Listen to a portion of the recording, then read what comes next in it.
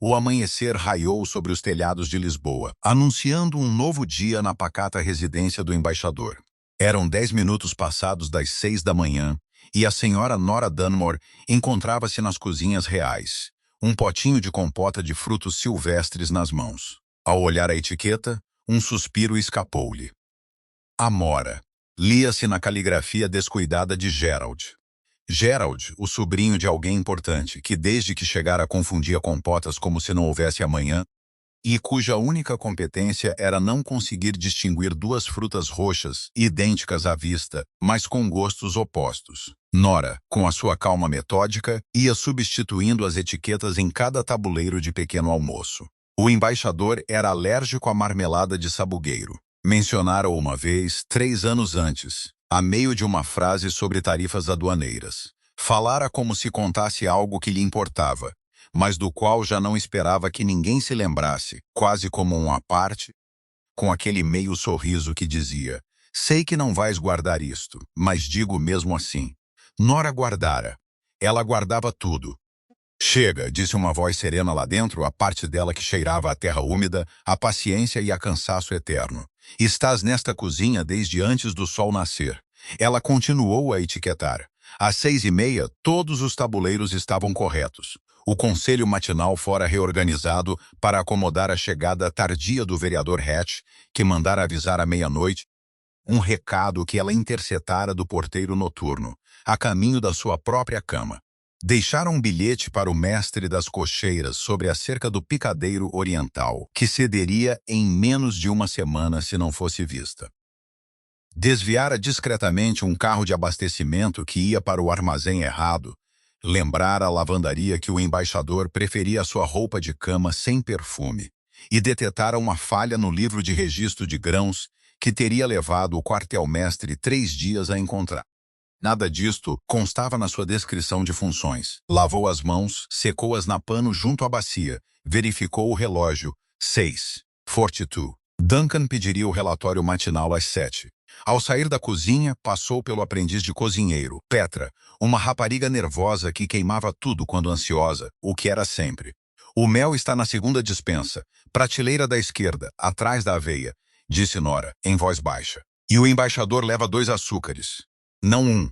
Ele vai dizer que é 1, mas quer 2. É por ser educado.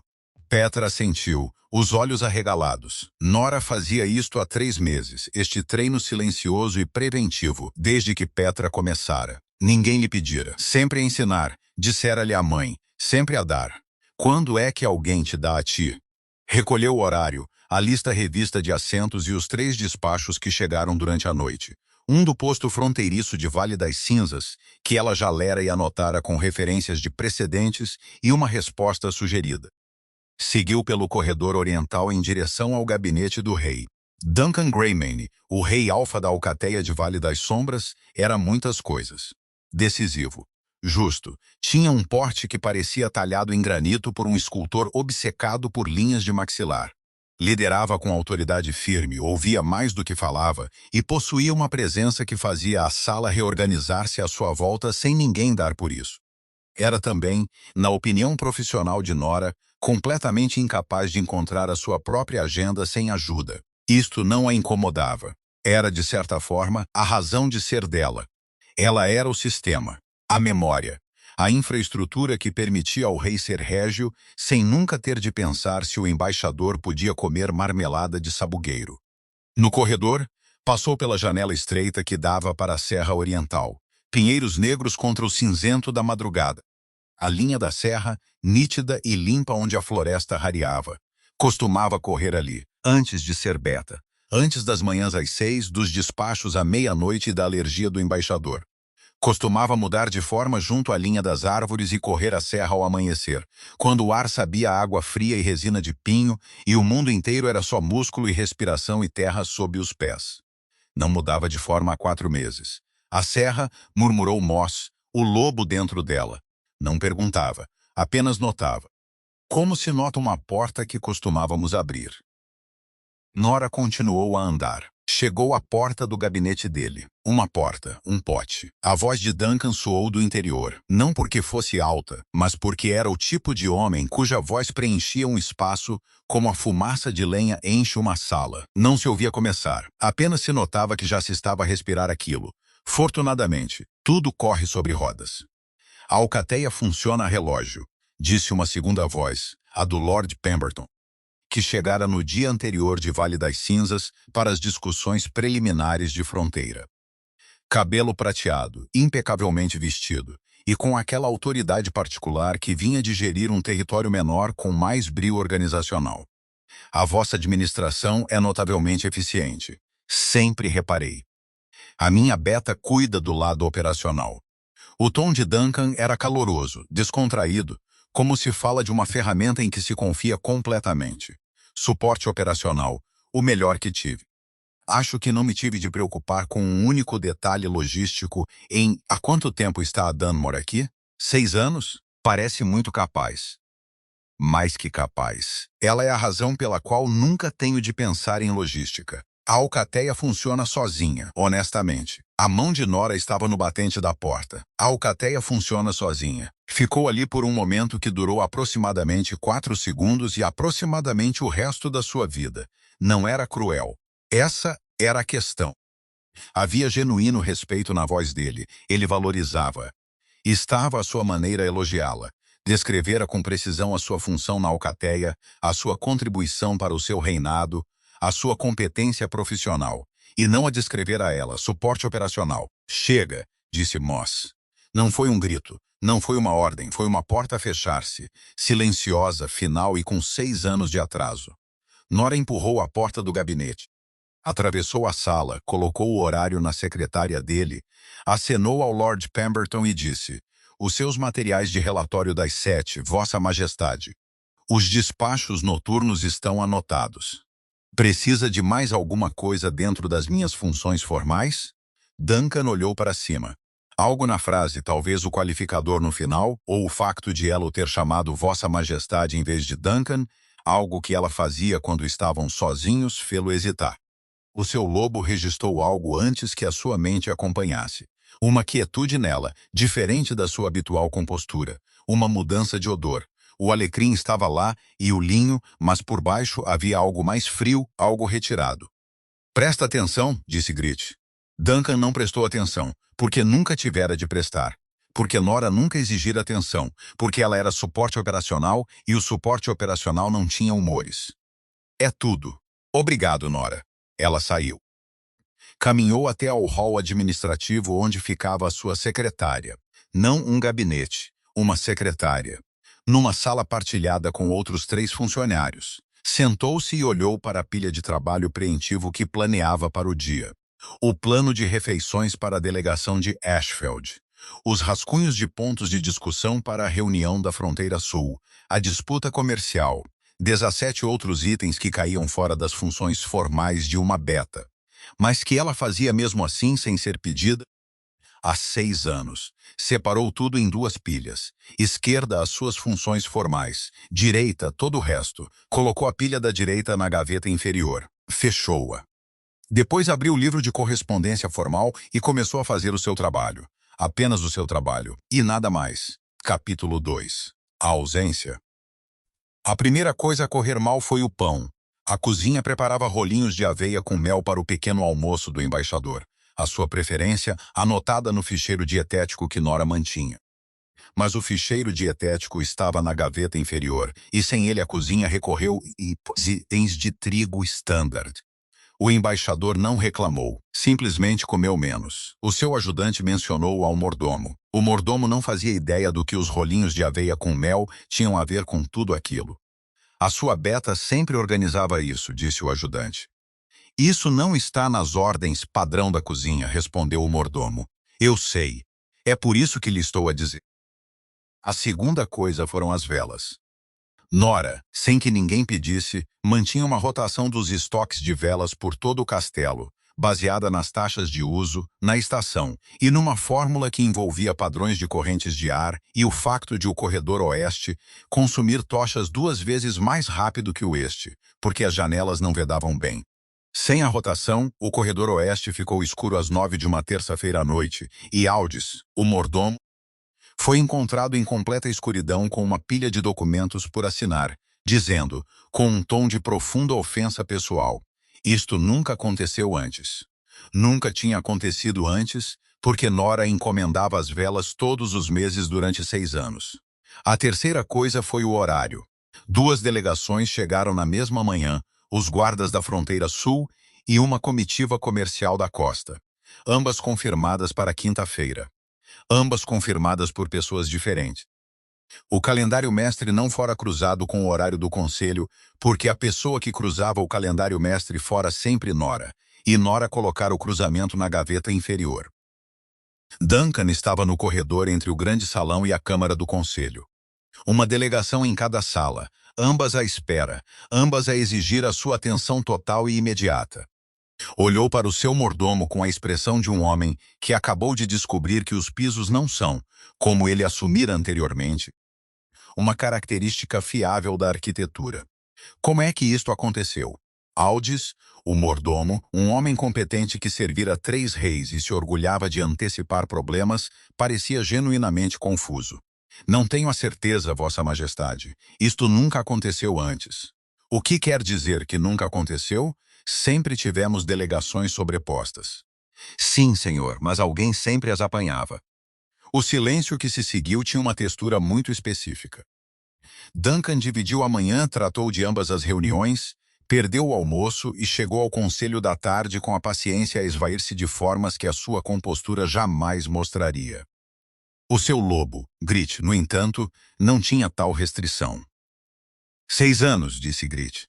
Tenho estado aqui sentado durante 6 anos com esta informação, vendo-te a não a olhar para ela enquanto ela segurava o teu reino inteiro com arquivos e alecrim, e o tipo de atenção que nunca deste a outro ser humano na tua vida. Tu, magnífico, agora não, é enfaticamente agora. Duncan beliscou a ponte do nariz. Ela cheirava diferente esta manhã. Reparaste? Não, tu não reparaste porque nunca reparaste porque eu tenho reparado por ambos há 6, eu disse agora não. No terceiro dia, os despachos de fronteira de Ashfall explodiram. Nora interceptava, lia, anotava e arquivava a correspondência de Ashfall há 2 anos. A disputa pelos direitos de pastagem, uma tensão perene de primavera que surgia quando os prados das terras altas descongelavam, estivera a ferver a uma temperatura manejável porque Nora mantinha correspondência direta com a Beta de Pemberton, uma mulher chamada Graves. As duas, em silêncio, construíam uma resolução que a liderança de nenhuma alcateia precisava de aprovar porque nunca precisara de escalar tanto. Sem a correspondência de Nora, o fervilhar deixou de ser gerido. 3 despachos urgentes chegaram. Um funcionário arquivou-os sob rotina de fronteira. Não eram rotina.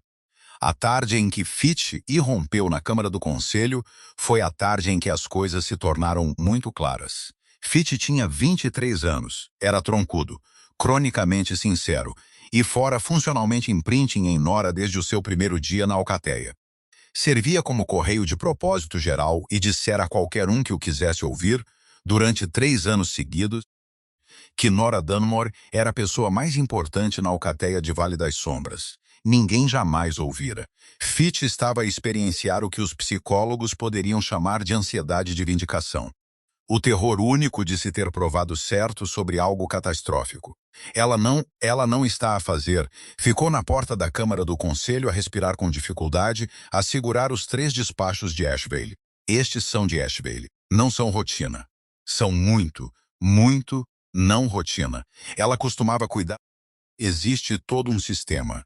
Ela tem uma relação com a beta deles. Fitch, disse Duncan. Vossa Majestade sabe o que a Nora faz? Ela é a minha beta. Não, senhor. Fitch olhou para ele com os olhos largos e desesperados de um homem que gritara num poço durante 3 anos. O que ela faz? Duncan olhou para Fitch, depois para os despachos, depois para a pilha de problemas não resolvidos na sua secretária. O pão, o horário, o livro de grãos, a cerca do picadeiro oriental, uma queixa da lavandaria sobre a roupa de cama do embaixador que ninguém sabia como resolver, porque ninguém sabia que existia um protocolo em primeiro lugar. Fitch, senta-te. Fitch sentou-se. Conta-me tudo. Demorou 40 minutos. Fitch falou sobre o sistema de arquivo, as notas dietéticas, a correspondência com Graves, o calendário codificado por cores, os desvios na cadeia de suprimentos, a gestão de relações diplomáticas, o horário de turnos que ela ajustava em torno dos compromissos pessoais dos membros da alcateia, a forma como rastreava padrões climáticos porque afetavam as negociações comerciais. Falou das pequenas coisas.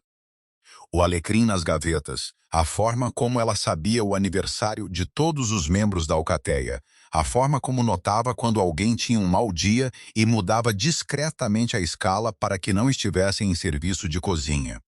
Ela tirou a Greta do turno da manhã por 2 semanas no outono passado, disse Fitch, porque a mãe de Greta estava doente e a Greta não conseguia dormir, e a Nora disse que as pessoas que não conseguem dormir não deviam manusear facas às 6 da manhã. Ninguém lhe pedira para fazer isso. Ela simplesmente notara. Fez uma pausa. Depois acrescentou desamparado. Ela reorganiza o escorredor de botas todas as quintas-feiras. Porque às quartas-feiras as equipas de patrulha voltam e deixam as botas nas ranhuras erradas, e ninguém encontra o par na sexta-feira de manhã, e costumava haver uma luta sobre isso todas as semanas até as lutas simplesmente pararem, porque a Nora arrumava as botas todas as quintas-feiras às 10 da noite durante 3 anos. A sala estava muito silenciosa. Alguém alguma vez lhe agradeceu? Perguntou Duncan. Por quê? Ninguém sabia que ela estava a fazer isso. Essa é a questão. Ninguém sabe o que ela faz até parar de fazer, e ela nunca parou de fazer isso até agora. E, Vossa Majestade, digo isto com o mais profundo respeito possível, vamos todos morrer. Duncan sentou-se muito quieto, o tipo de quietude que não era bem humana. Eu disse-te, disse Grit. Naquela noite, Duncan encontrou Nora no corredor fora das cozinhas. Trazia um livro de registros, um formal, atualizações da lista da alcateia, parte das suas funções. O cabelo preso como ela sempre usava, eficiente, prático, fora do rosto.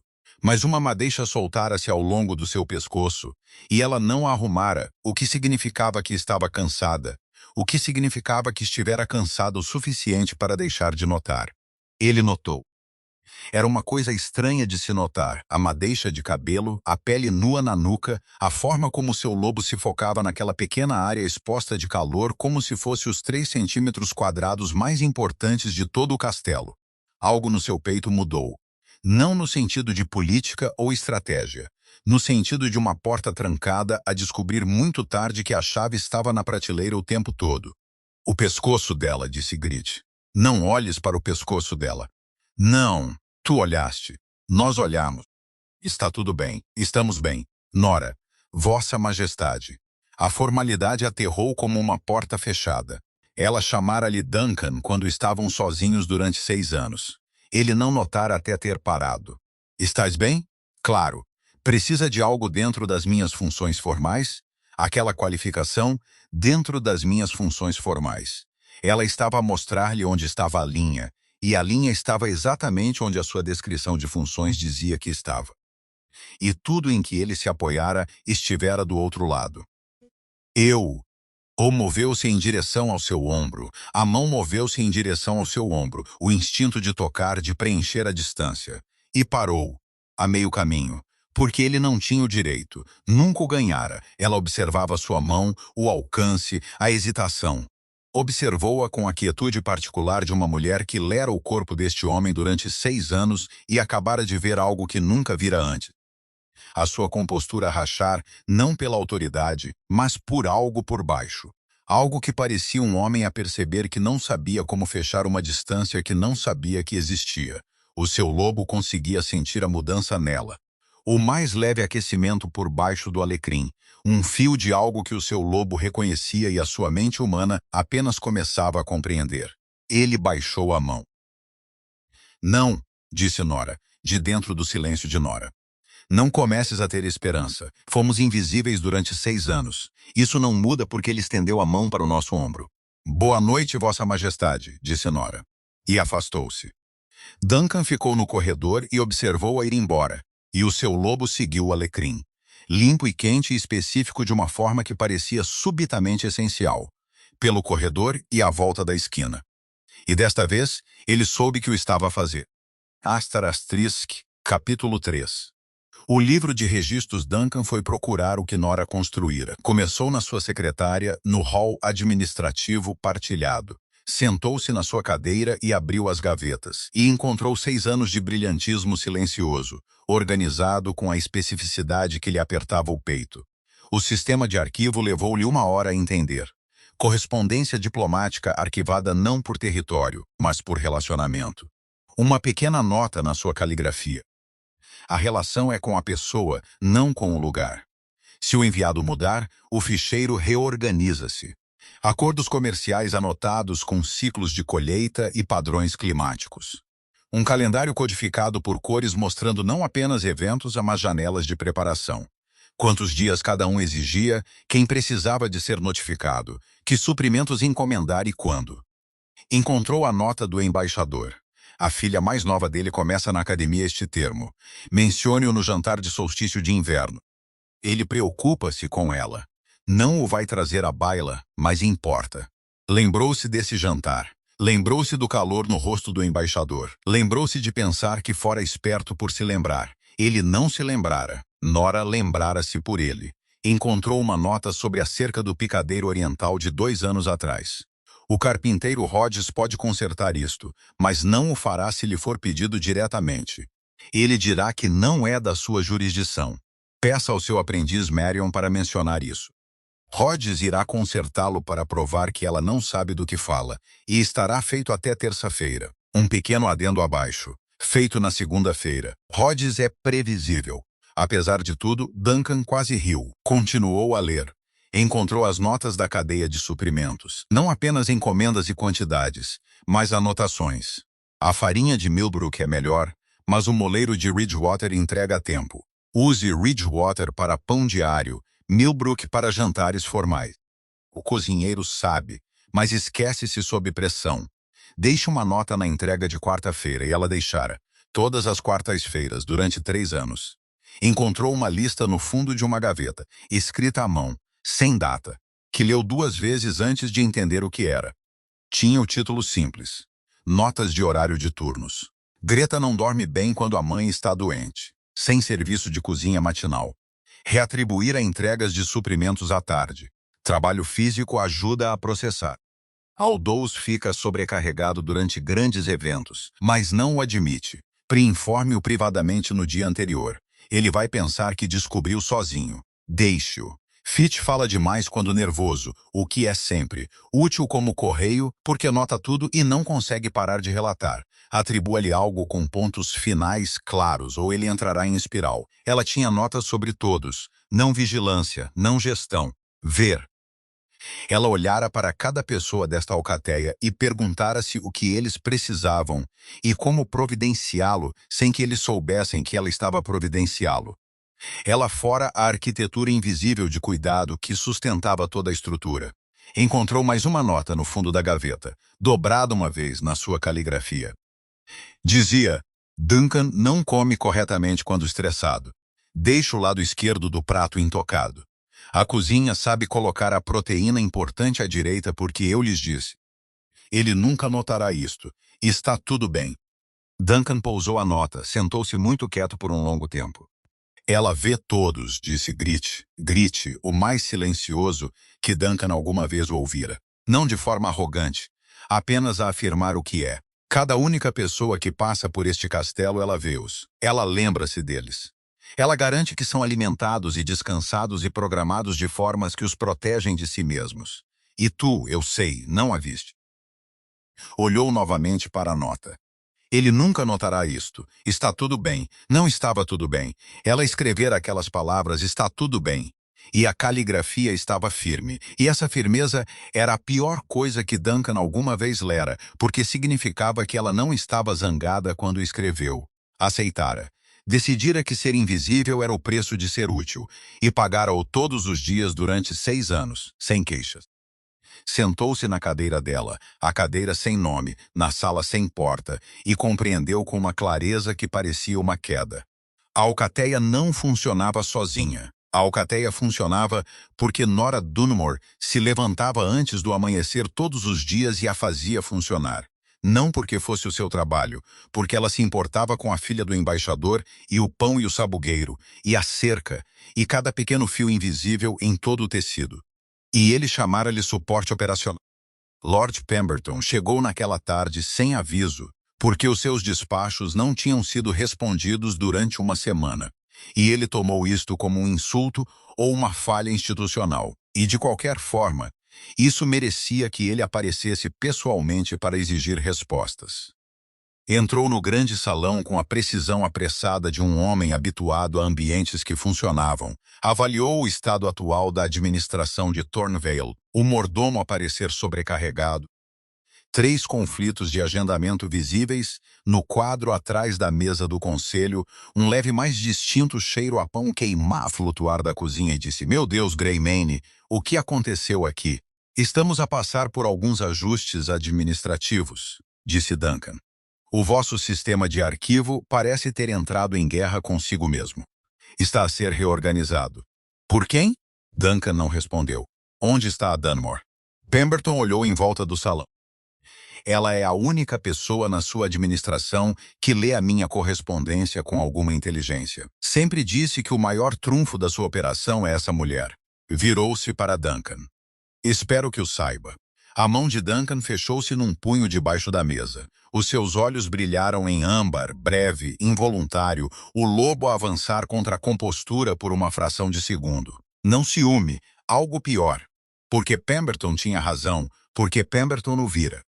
E Duncan, em 6 anos, nunca dissera nada remotamente parecido com isto. Nora estava na sala, parada perto do fundo, onde a Beta fica em recepções formais. Não se movera para a sua posição habitual ao lado da sua cadeira, porque a sua posição habitual não era tecnicamente exigida. Era apenas onde ela sempre ficara. Ela viu o brilho nos olhos. Ela sempre vira os indicadores do lobo dele, o âmbar, a quietude, a ligeira queda de oitava. Ela lera-os durante 6 anos, mas este era diferente. Isto não era autoridade ou domínio controlado. Isto era um homem a ser dito algo verdadeiro sobre alguém a quem ele falhara. E o lobo por baixo carregava o peso disso. "Ele está chateado", disse Ma, flutuando. "Não é problema nosso." Mas a cabeça de Nora inclinara-se. Mal, um movimento fracional, o gesto de rastreio de odor que ela nem sempre notava que fazia. Ela estava a ler a sala como sempre lia as salas, o tempo emocional, as linhas de tensão, as coisas que ninguém dizia em voz alta.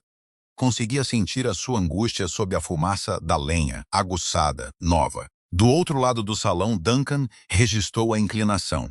Ele vira a fazê-lo 1000 vezes, a inclinação da cabeça, o microajuste, a forma como a sua atenção se focava, como algo com sentidos melhores que um humano deveria ter.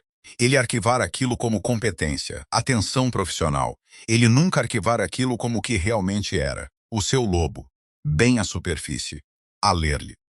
A forma como ela lia todos, com uma especificidade e um cuidado que ele só agora começava a entender não ser nada profissional. Algo no seu peito mudou. Não estratégia, não gestão. Algo por baixo de ambos. Fitch, parado ao lado do salão, observava Duncan a observar Nora a observar Duncan e pensou com a certeza exausta de um homem que estivera certo sobre tudo durante 3 anos e teria preferido estar errado. Ou não. Depois de Pemberton se retirar para a noite, Duncan ficou sozinho no grande salão. As velas ardiam baixo, as velas erradas nos candelabros errados, porque o horário de rotação ainda estava na gaveta inferior de Nora. Conseguia cheirá-la. Alecrim e linho. Ela estivera naquela sala há 20 minutos e o rastro dela ainda pairava no ar, e o seu lobo ainda o seguia, e a sua mente humana finalmente acompanhava o que o seu lobo tentara dizer-lhe durante 6 anos. "Ela não é suporte operacional", disse Grit, a frase mais longa que oferecera em dias. "Ela não é um sistema.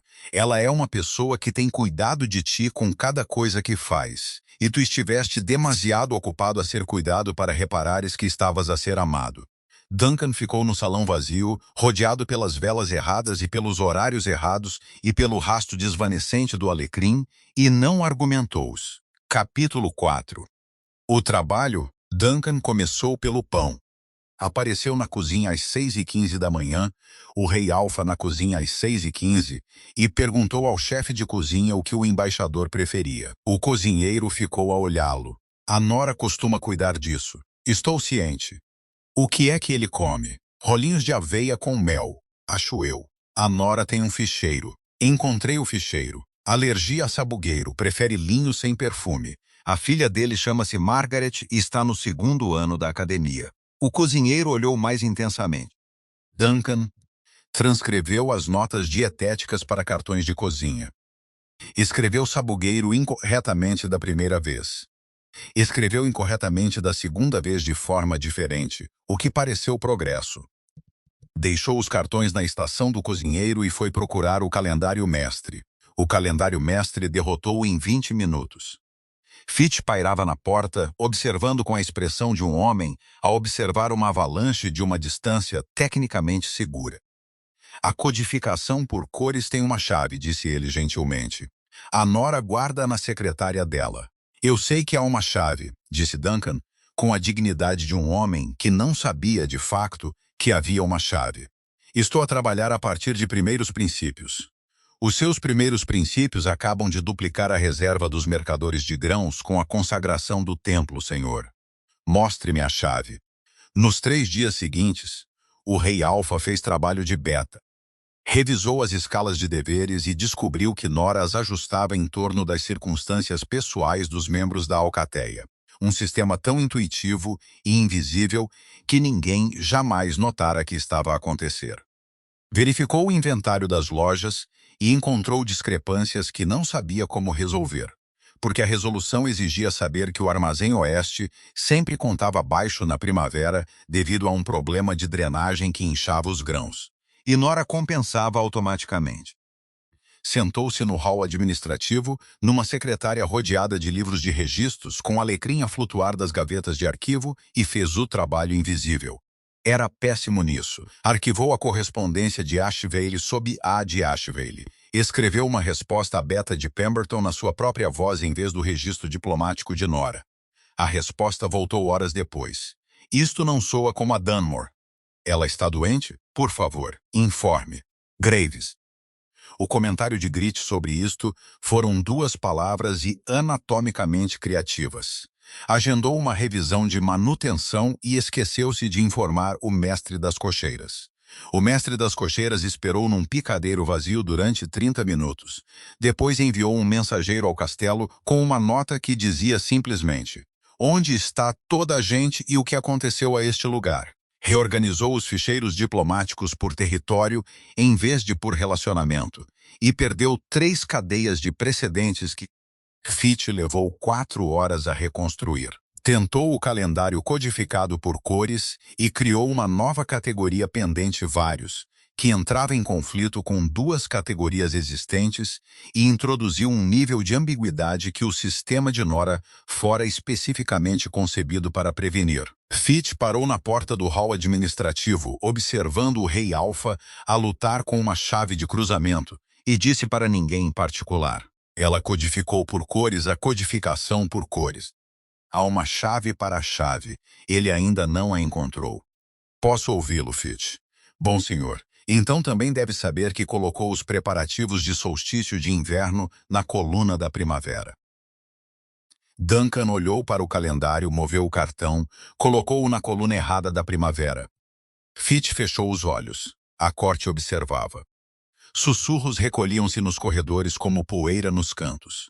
2 membros do conselho foram ouvidos a especular se o rei estaria a experienciar algum tipo de episódio administrativo. Um guarda do palácio contou à sua esposa que o rei Alfa fora visto na sala de arquivos à meia-noite, com tinta nas mãos, e uma expressão que sugeria que ele finalmente encontrara um problema que não conseguia resolver sendo grande e decisivo. Pemberton, ainda residente para a Cimeira, observou tudo isto com o prazer mal disfarçado de um homem que sempre suspeitara que as operações suaves de Thornvale deviam mais a uma pessoa do que o reino imaginava, e estava a ser provado correto em tempo real. A reorganizar, vejo, disse Pemberton, passando por Duncan num corredor numa tarde. Reestruturando. Há alguma diferença? Haverá. A Dunmore poderia ter lhe dito isso em cerca de 4 segundos. A mandíbula de Duncan apertou-se. Mas ele continuou a andar porque Pemberton tinha razão e a única resposta a alguém estar certo sobre as suas falhas era falhar menos. Um rei alfa a fazer trabalho administrativo em frente de todos, mal e sem parar. Porque cada falha era uma lição específica. Cada fio solto, cada carta mal arquivada, cada momento em que ele estendia a mão para a coisa que ela teria feito e encontrava ar vazio. Cada um ensinava-lhe algo sobre a mente que segurara isto. Não o papel, a mente. A forma como ela pensava em sistemas conectados, cada nó ligado, cada ação a repuxar para consequências que ela conseguia ver e ele nunca sequer olhara. Ele estava a aprender a arquitetura de como ela cuidava, e isso estava a humilhá-lo de formas que o seu lobo achava profundamente, pessoalmente satisfatórias. Na quarta noite, ela encontrou-o no hall administrativo. Estava na sua secretária, rodeado de arquivos, claramente a tentar reorganizar e claramente a perder. Depois das 10, uma única lâmpada, alecrim no ar. Arquivou os anexos comerciais sob T, disse ela da porta. Ele olhou para cima e o seu rosto, o modo gerido, a compostura política, o exterior de granito, tinha desaparecido. O que estava por baixo era apenas um homem que tentara muito em algo em que não era bom e que não ia parar. Onde é que eles vão? Sob o território relevante. O anexo é um subconjunto, não uma categoria. Ela atravessou a sala, ficou ao lado dele, tirou a pilha mal arquivada das suas mãos. Os seus dedos estavam quentes e ele segurou os papéis uma fração de segundo demasiado tempo antes de os soltar, como alguém segura algo quando não quer largar mais do que papéis. Ela arquivou-os de volta, em pé perto. Perto o suficiente para que o seu lobo pudesse contar o seu batimento cardíaco, que era mais rápido do que uma pessoa a arquivar documentos teria razão para ter. O cheiro dela, alecrim e linho limpo e quente e específico, assentou à sua volta como algo que ele tinha respirado durante anos, sem saber que o respirava. Ele sabia agora. Ele estava a prestar atenção agora. "Por que alecrim nas gavetas?" perguntou ele. "Traças. Eu sei. Descobri isso no segundo dia." Uma pausa. "Também cheira a ti." A frase aterrou e ficou. A mandíbula dele dissera algo real e estava a calcular se podia desdizer. Não podia. As mãos de Nora pararam na gaveta de arquivo. Ela passara 6 anos a organizar a vida deste homem. Memorizar o seu horário e as suas alergias e a forma como ele inclinava o queixo para cima quando estava prestes a tomar uma decisão que não tinha certeza. Catalogara todos os seus sinais de lobo, arquivara os seus humores por estação, notara quais os membros do conselho que lhe apertavam os ombros e quais os que o faziam ouvir com todo o corpo. Fizera tudo isto e chamara-lhe trabalho. Mas ele estava sentado na cadeira dela, na sua secretária, com tinta nos dedos e a chave de cruzamento aberta ao lado e o arquivo feito errado em todas as direções, e acabara de lhe dizer que o alecrim cheirava a ela e a sua mandíbula estava a fazer a coisa que fazia quando estava envergonhado da sua própria honestidade. E algo na gaveta inferior do peito dela, aquela que ela fechara naquela primeira manhã, aquela que guardava tudo o que decidira que não lhe era permitido sentir, não se manteria fechada por mais tempo. Ela amara-o durante anos. Sabia-o como sabia a alergia do embaixador e o horário do escorredor de botas e todos os outros factos que mantinha sem reconhecimento.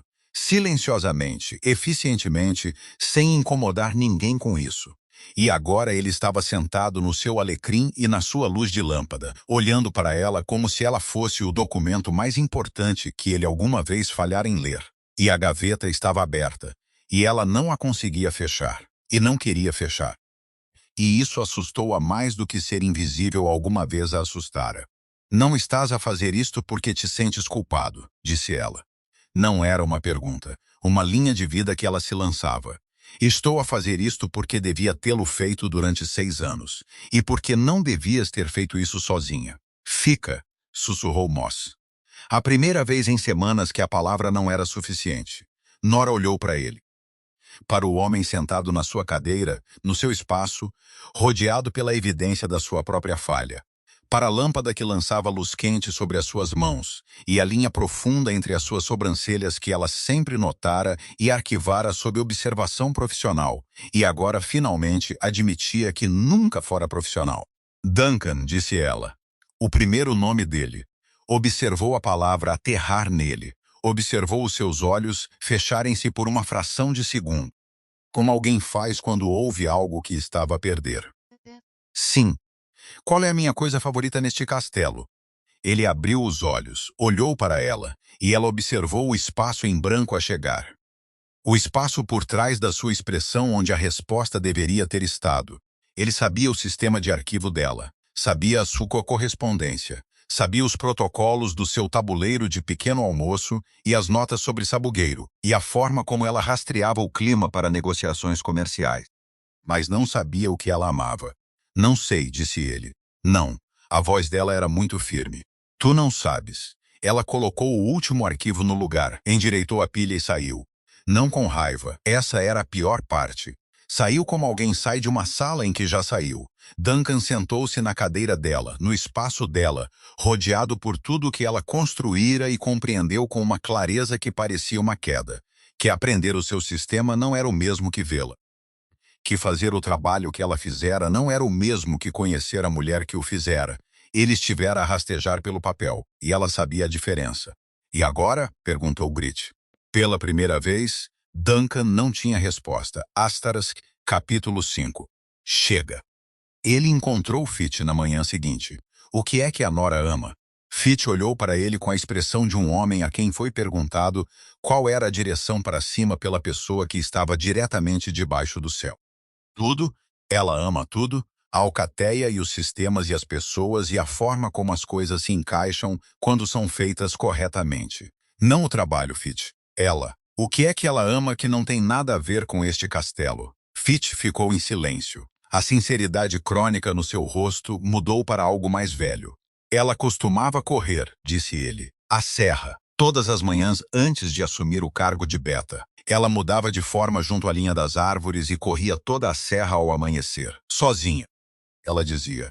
Fez uma pausa, começou de novo, mais cuidadosamente.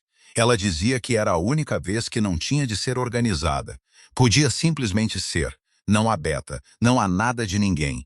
Apenas a corrida e o ar e espaço suficiente para respirar.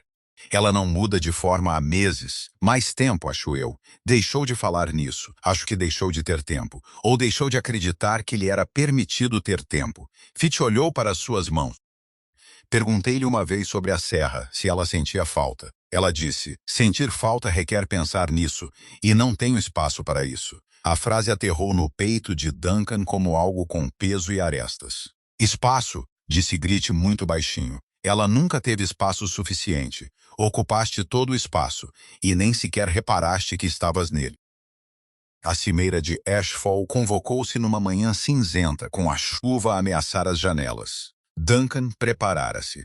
Não da forma como ele normalmente se preparava, lendo o relatório de Nora 20 minutos antes e confiando que ela antecipara tudo.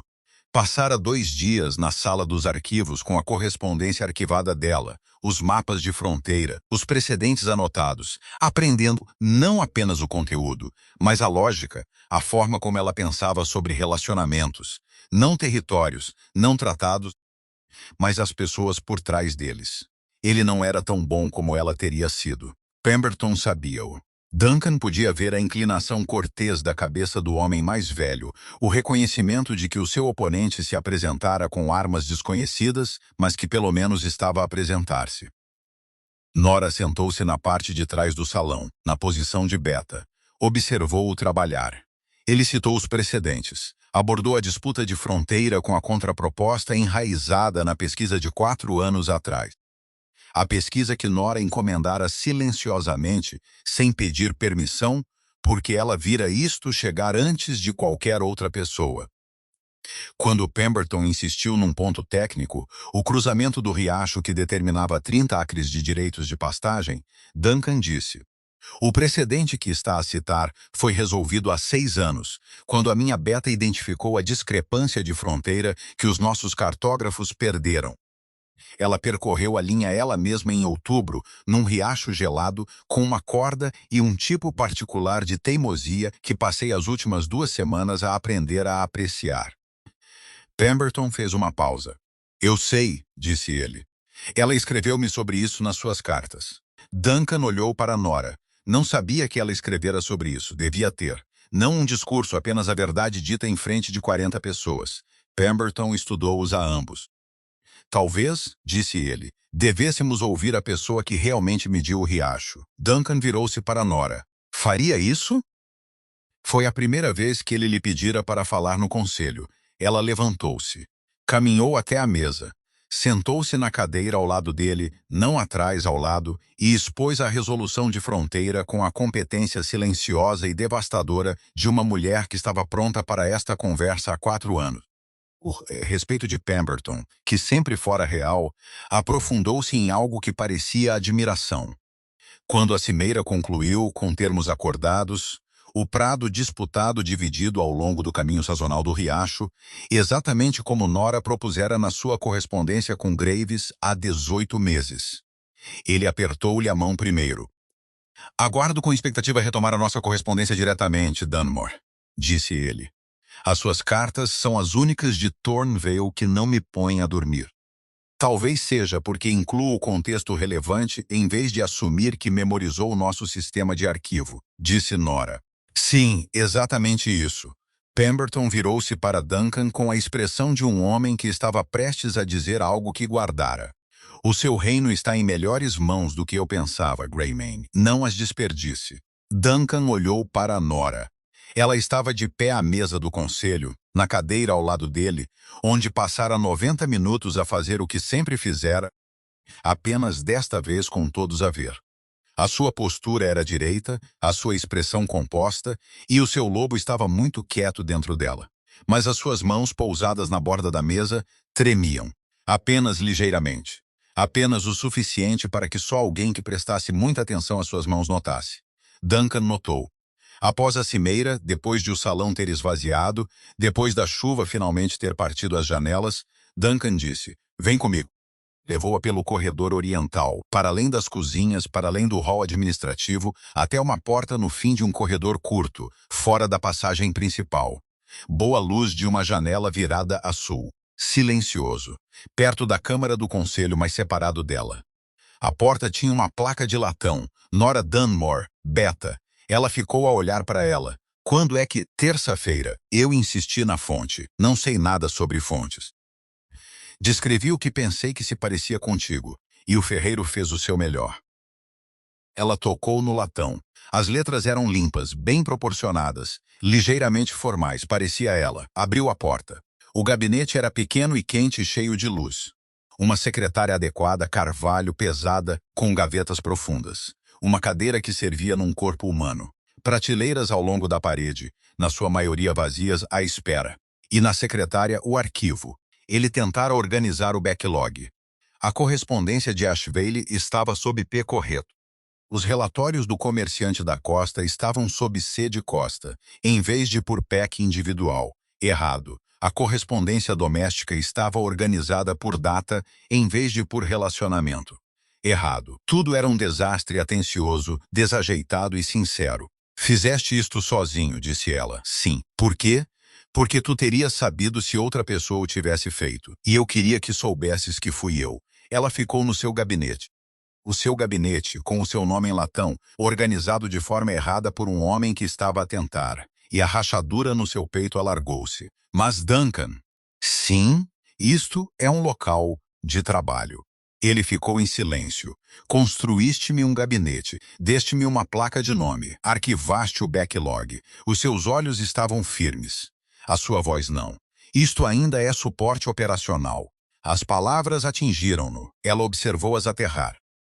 Observou o sobressalto que ele não escondeu completamente. A forma como as suas mãos pararam ao lado do corpo.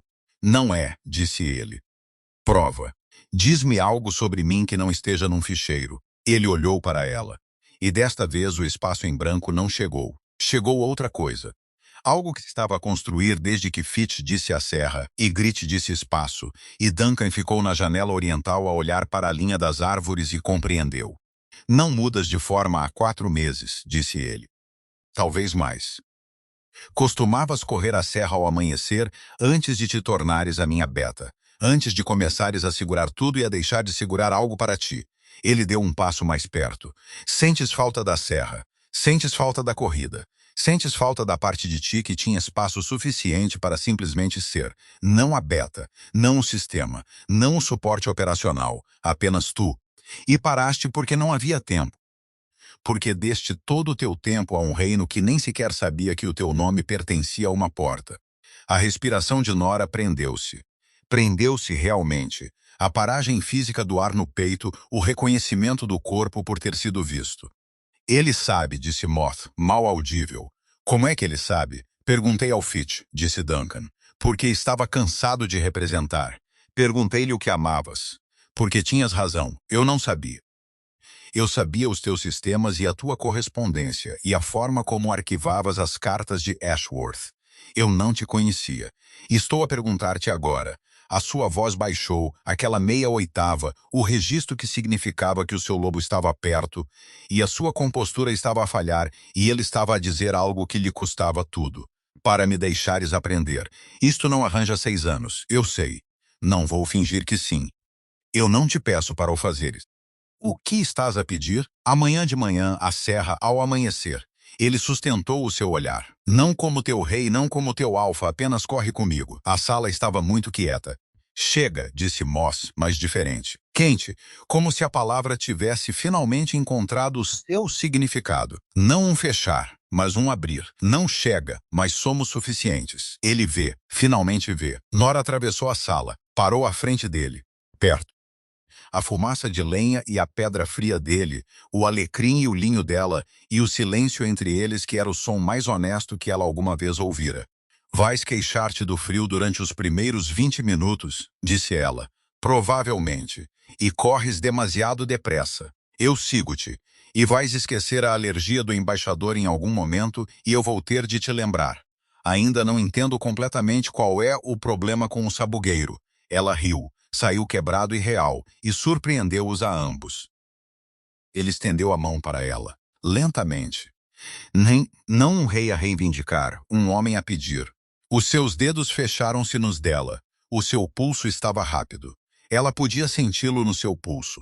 O coração humano debaixo de toda aquela compostura de granito a bater como bate quando um homem tem medo de dizer a coisa errada e diz tudo mesmo assim. Ela deixou que ele lhe segurasse a mão. Ficaram assim. Nenhum se moveu para fechar a distância restante e nenhum soltou. O seu polegar traçou uma linha lenta sobre os nós dos seus dedos. O primeiro toque deliberado em 6 anos, que não fora uma entrega de papéis ou um ombro roçado num corredor. Ela sentiu-o no pulso, no externo, na base da coluna. O facto físico específico de ser tocada por alguém que escolhia tocá-la. E então ela deu um passo para ele, e o braço dele rodeou-a. Cuidadoso, como se estivesse a segurar algo que acabara de se dar conta de ser insubstituível. E ela pousou o rosto no peito dele e respirou a fumaça de lenha e a pedra e o calor por baixo. E o seu queixo pousou no topo da sua cabeça. E a sua respiração mudou. E o seu batimento cardíaco estava perto do seu ouvido, firme e rápido e real. Grit ficou em silêncio. Moss ficou em silêncio. Pela primeira vez em 6 anos, nenhum lobo tinha nada a dizer. Ela afastou-se o suficiente para o olhar. O seu rosto estava fechado, mais perto do que ela alguma vez o vira. Perto o suficiente para que o âmbar nos seus olhos fosse visível, não como um brilho, mas como uma característica permanente. O lobo que vivia nele, da forma como sempre vivera em personagem. Perto o suficiente para que ela pudesse ver a fina cicatriz acima da sua sobrancelha esquerda que ela catalogara no seu primeiro dia e nunca parara de notar. Ele beijou-a. Não da forma como os reis beijam, não autoridade, não reivindicação. Da forma como um homem beija quando passou demasiado tempo sem ver e agora não vê mais nada. Lento. Cuidadoso. Como se ela fosse uma frase que ele lia palavra por palavra pela primeira vez, com medo de perder algo. Ela beijou-o de volta. A sua mão subiu para o lado do rosto dele. Aquela linha de maxilar, aquela que ela observara profissionalmente durante 6 anos, a observação que nunca fora profissional. E ela segurou-o ali, e o beijo aprofundou-se, e o mundo contraiu-se ao espaço entre eles.